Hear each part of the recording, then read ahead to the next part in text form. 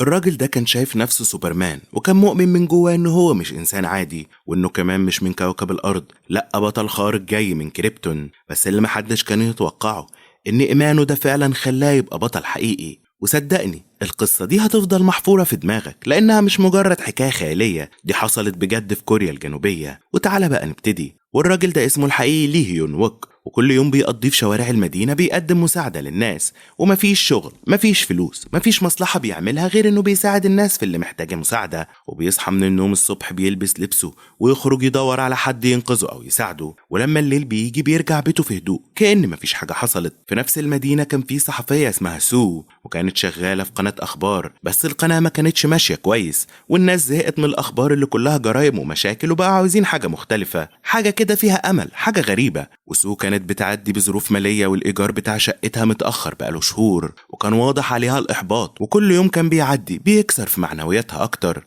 وفي يوم زميلها في الشغل قال لها: انت سمعتي عن الراجل اللي بيقول انه سوبرمان؟ وده بيساعد الناس في الشارع وما بيطلبش منهم حاجة، ولو غطينا قصته ممكن القناة تنجح. لكن سوق ضحكت وقالت له: ايه السخافة اللي بتقولها دي؟ الناس عاوزة تشوف حاجة تقيلة، مش راجل لابس سوبرمان. تبقى متعصبة من شغلها وسابت المكتب ومشيت وراحت ناحية حديقة الحيوانات. لكن في نمر هناك مضرب عن الأكل بقاله أيام، وقالت إن دي ممكن تبقى قصة كويسة. بس لما كلمت زميلها عشان يجي يصور، قال لها إن النمر هاجم المصور الرئيسي ومفيش تصوير النهاردة. واتضايقت أكتر وقعدت في محطة القطر حزينة ومحبطة، وساعتها بيغلبها النوم. ولما صحيت الكاميرا اللي كانت جنبها اختفت، ودورت حواليها ولقت حرامي بيجري بيها وبتجري وراه بأقصى سرعة، لكن ما قدرتش توصل له. وفي لحظة بقى وهي بتجري، عربية كانت جاية بسرعة ناحية سو، لكن فجأة الراجل الغريب ليه هيون طلع من العدم وقدر ينقذها في آخر لحظة. وبتنبهر بيه وبتشكره، وقالت له: ممكن تساعدني؟ الكاميرا بتاعتي اتسرقت. وليه بيفرح جدا وقال لها أكيد، وبيجري ورا الحرامي وقدر يمسكه بسرعة. بس وهو بيتخانق معاه عشان يرجع الكاميرا، الحرامي ضربه على دماغه. ساعتها ليه وقع على الأرض واغمى عليه، والحرامي بيهرب لكن ساب الكاميرا وراه. وسو بترجع وخدت الكاميرا ورشت مية على وش ليه عشان يفوق. ولما فاق بقى بصلها وقال: أنا عارفك، احنا طرنا قبل كده سوا. وسو ساعتها اتصدمت وقالت له ان احنا ما تقابلناش قبل كده اصلا، وهو كان بيتكلم كأنه عايش في فيلم او كأنه سوبرمان نفسه. وراحت سو تصور ولد صغير قدام مدرسة، وكان بيستعرض هدومه بطريقة مش محترمة قدام الأطفال. وفجأة ليه طلع من صندوق كرتون وراح ماسك الولد وربطه بشريط لاصق. وسو كانت مبهورة وبدأت تصور، وبعد كده قررت تعمل معاه لقاء صحفي. وليه قال لها ان هو آخر ناجي من كوكب كريبتون، وانا هنا عشان انقذ البشرية، لكن دلوقتي انا مش قادر اطير، وفي قطعة كريبتونايت صغيرة مزروعة في دماغي، وحطها لي هناك واحد اصلع شرير. وقالت له: طب لو انت سوبرمان بجد وريني انك تقدر تطير. لكن بيرد عليها وقال لها: انا مش قادر عشان الحجر الصغير اللي في دماغي، لكن اول ما يتشال هرجع بقوتي كاملة. وفجأة بقى بدأ يصرخ من الوجع، وطلع لبانة من جيبه واكلها، وقال ان اللبانة دي هي اللي بتعطل جهاز الاعصاب وما بتخليش الاشرار يعرفوا مكاني. وسو كانت مش مصدقة اي حاجة، لكن بدأت تسجل كل حاجة بكاميرتها. ومن وقتها بدأت تراقب ليه كل يوم، وبتلاقيه مرة بيساعد عجوزة، ومرة بينقذ كلب صغير، ومرة بيمنع التلوث. وكان بيحكي للأطفال قصص كل يوم عند كابينة التليفون الساعة 6، وبيحكي لهم عن نفسه كبطل خارق.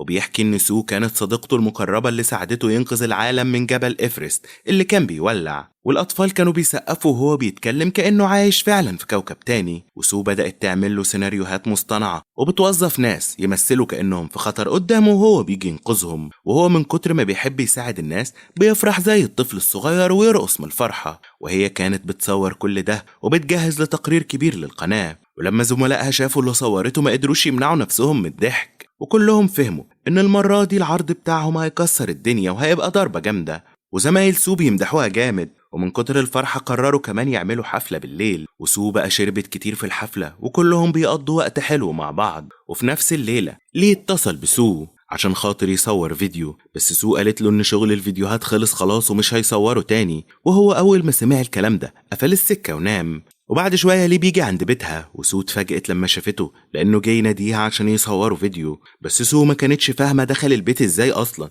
لان الباب كان مقفول. بس من كلامه سو فهمت انه هو امبارح وهي سكرانة نسيت تقفل الباب كويس. ساعتها بتاخد ليه بره وقفلت الباب، بس ليه ما استسلمش وفضل واقف قدام بابها بقى وبيفكرها بالمهمة. وفي الآخر سو راحت معاه، وليه خدها قدام فتحة الصرف وقال لها إن في وحش دخل جواها من امبارح، والوحش كان بيحاول يخرج. ولما شافت الجنون اللي هو فيه بتقف هي على جنب ولسه دماغها بتوجعها من الشرب بتاع امبارح. وقتها بتظهر بنت صغيرة اسمها هيجين، والبنت الصغيرة كانت صاحبة ليه وكانت مصدقة بجد إنه بطل خارق، وهيجين كان بتحب تسمع حكاياته وبتقعد معاه. وهما بيتكلموا بقى فجأة سو رجعت، والبنت الصغيرة سألتها انتي حامل وهتتجوزي فعلا سوبرمان؟ وسو اتفاجئت من كلام البنت، وليه بدأ يضحك وقع على الأرض من كتر الضحك. ولما شافته بيضحك هيجين كمان بدأت تضحك. وفي اللحظة دي أم هيجين نادتها تطلع لفوق ووصتها ما تتعاملش مع الراجل ده عشان مجنون. وسوبرمان بتاعنا بقى حس تاني بألم شديد في دماغه، نفس الألم كده اللي بيجيله كل مرة،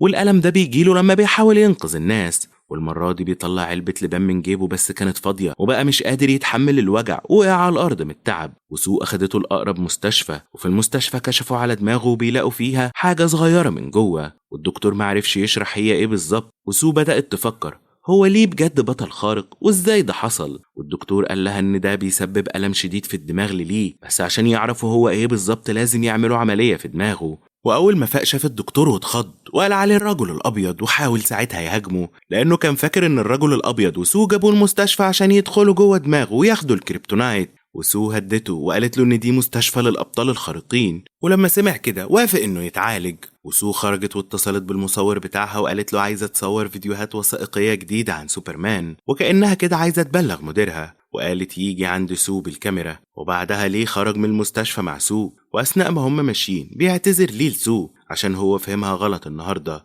وهما بيتكلموا فجأة قرر يساعد ست كبيرة تعدي الشارع، والست فرحت جدا وبتديله شوية شوكولاتة. وأول ما أخدها بقى بدأ يرقص من الفرح. وسو سألته عن سبب الفرحة، قال لها إن هو مبسوط عشان ساعد الست وخلاها تبتسم، ودي معناها إن هي فرحانة. ولما الناس تبقى فرحانة ده مفيد للبيئة لأنه بيقلل انبعاثات ثاني أكسيد الكربون، وده بيساعد الكوكب. وسو طبعا كانت سامعة القرف اللي عمال يقولوا ليه ومستحملة وخلاص. وهنا ليه قال لها ما تناديهوش بحضرتك، وإن من دلوقتي هما الاتنين أصحاب. وسو حبت تعرف موضوع الكريبتونايت اللي في دماغه. ساعتها بقى قال لها السر الحقيقي، وفي الحقيقة إن أشرار الكريبتونايت احتلوا عقله وكأنهم بيخلوه ينسى هو مين. بس لما بيساعد الناس بيفتكر إنه سوبرمان، ولو بطل يساعد الناس هينسى كل حاجة، وده اللي الأشرار عايزينه منه. ولو ساعد ناس كتير قوة الكريبتونايت اللي في دماغه هتضعف، وفي وقت معين الكريبتونايت هيتحول لحاجة شبه الشوكولاتة. وسو سمعت كل الكلام ده بتركيز، وبعدها ليه أخدها المكان في مبنى قديم كان عايش فيه، وجدران المكان ده كانت مليانة ورق عن تلوث البيئة وطرق إنقاذ الكوكب. وهي بتقرا الحاجات دي سو ولعت سيجارة. ساعتها ليه أخد منها السيجارة وشم نفسها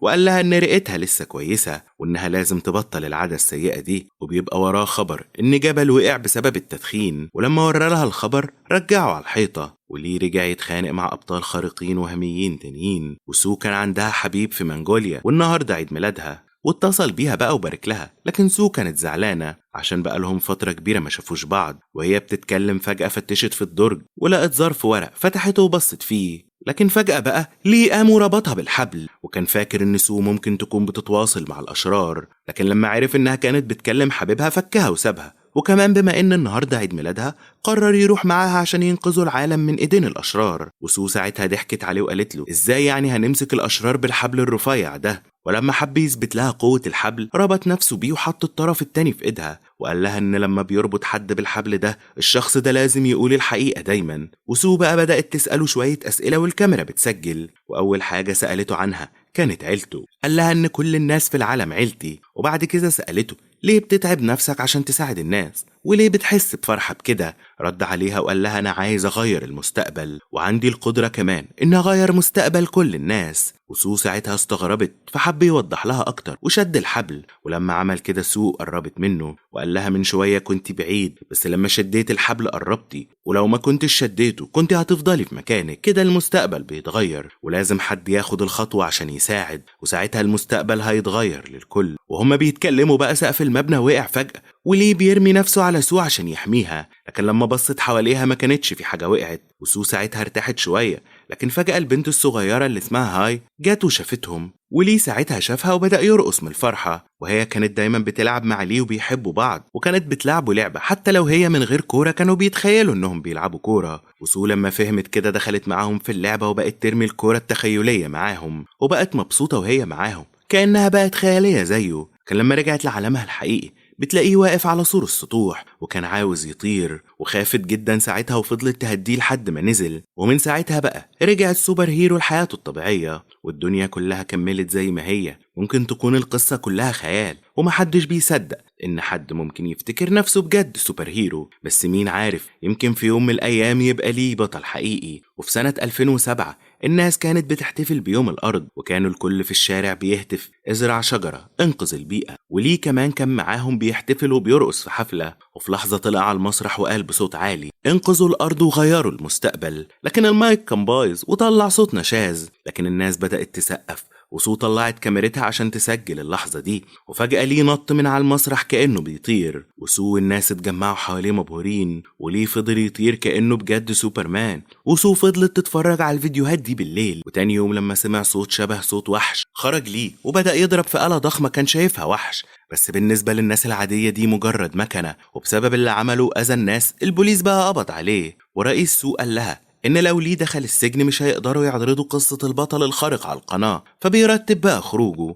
وسو راحت بيت ليه وفتشت أوضته ولقت صندوق فيه تيشيرتات شبه اللي كانت لابساه، وفي الدرج بتلاقي ظرف فيه كروت لعب سوبر هيرو وصورة مع أبو ليه، وبتمشي على العنوان اللي على الظرف. وراحت مستشفى أمراض نفسية وقابلت هناك دكتور وسألته عن ليه، لكن في الأول رفض يتكلم لأنه كان شايف إن ليه عايش في عالم خيالي سعيد. بس في الآخر لما عرفت كل حاجة عن ماضيه قررت تاخد ليه لمكان في الغابة وربطته بالحبل بتاع الحقيقة عشان تعرف اسمه، لكن ليه أصر إن هو سوبرمان. وساعتها جم ناس لابسين أبيض وأسود وأخدوه على المستشفى، وهو بقى بيعيط وبيقول إنه بس عايز يخلص آخر مهمة عشان الكريبتونايت يخرج، لكن طبعا محدش بيسمعه. وسو سجلت اللحظة دي بالكاميرا، وما كانش هدفها بس الشهرة، هي كانت في الحقيقة عايزة تساعده يتعالج. وليه كان ليه عيلة زمان، وفي يوم كان راكب عربيته مع مراته وبنته، والبنت كانت عايزة يسمعها قصة عن سوبرمان. وهو بيحكي القصة العربية عملت حادثة وهو اتصاب، لكن مراته وبنته كانوا محبوسين تحت العربية، ورغم كل محاولاته ما قدرش ينقذ عيلته. بنته كانت بتناديه يا بطل يا خارق وبتحاول تخليه ينقذهم، ولما فهم انه مش قادر يعمل حاجة العربية انفجرت وماتت زوجته وبنته، ومحدش جالهم يساعدهم. وفي الاخر ليه حاول يطفي النار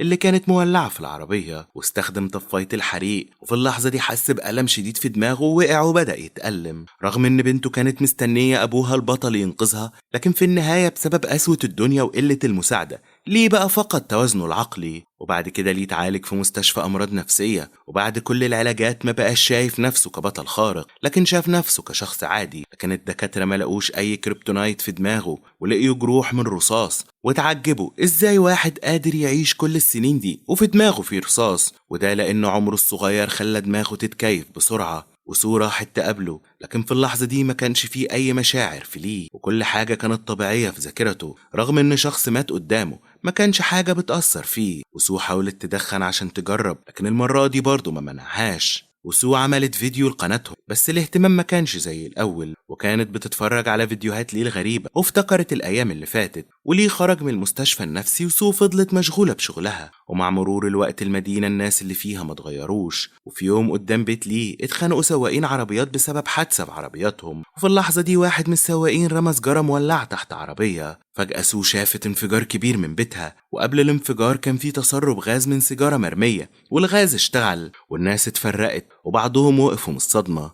وكان منهم ليه. والبوليس اللي كان محبوس في العربية طلبوا من ليه يساعدهم، وهو واقف كأن مفيش عنده أي مشاعر. سو وصلت وشافت الفوضى وعرفت إن الانفجار حصل في بيت البنت صاحبة ليه، والنار كانت انتشرت جوه البيت وخلت البنت محبوسة لوحدها، والإطفاء ما قدروش يوصلوا عشان الزحمة في الشارع. وأم البنت رجعت البيت ولقيته مولع، وكانت فاقدة الأمل عشان تنقذ بنتها، وطلبت المساعدة من كل الناس اللي كان منهم ليه، لكن ساعتها ما اتحركش. وفي لحظة يأس قررت أم البنت تطلع فوق وتنقذ بنتها بنفسها. وسط الصراخ اللي حواليهم ليه فكر في ماضيه وحاول يتحرك عشان ينقذهم، لكن سو وقفته وقالت له إنه هو مش بطل خارق. وليه سألها أنت عارفة أنا مين؟ سو نزلت دموعها وردت عليه أنت صاحبي، أنت بطلي الخارق. وليه اتأثر وحضنها، وبعدين دخل للمبنى وأنقذ فعلا أم البنت، وسلم سو شنطتها وقابلها بحرارة، وبعدين دخل عشان ينقذ البنت. وجوه المبنى النار كانت مولعة من كل ناحية والحرارة عالية، وجوه الأوضة اللي فيها البنت النار كانت مولعة، وليه كان بيحاول يفتح الباب بالرغم من إن إيديه بتتحرق من النار، والرغم من الألم اللي كان فيه قدر يفتح الباب وحاول ينقذها، لكن هي فقدت وعيها. ولما رجع لها وعيها النار كانت منتشرة في البيت كله وما كانش في مخرج، لكن ليه مسكها في حضنه ونط بيها من الشباك. في اللحظة دي قوته الخارقة بقى رجعت له، ونزل بأمان مع البنت، والناس كلها كانت مندهشة إن البنت نجت، والكل بقى يسقف له. لكن السيناريو كان كله من خيال ليه، وفي الحقيقة البنت نجت لكن ليه هو اللي مات. وبعد كده سو لقيت كليب موجود في الشنطة، وكان فيه كارت تبرع بالأعضاء بعد الوفاة. وسو ساعتها ما قدرتش تمسك دموعها وهي بتشوف تضحيات ليه من غير أي مصلحة. والقصة دي كلها بقت بنت على أحداث حقيقية عن حياة راجل كوري اسمه ليه، اتعرض لحادثة في سنة 1980. وفيلم سوبرمان اتعرض في كوريا سنة 1979، وفي 27 مايو سنة 1980 ليه اتضرب برصاص قدام بيته. والدكتور في الأول كان متوقع إنه مش هيعيش، لكن بعد شهور عاد لوعيه، وخلال 27 سنة كان بيكافح مرض نادر، وفي الآخر ضحى بحياته عشان مصلحة الآخرين.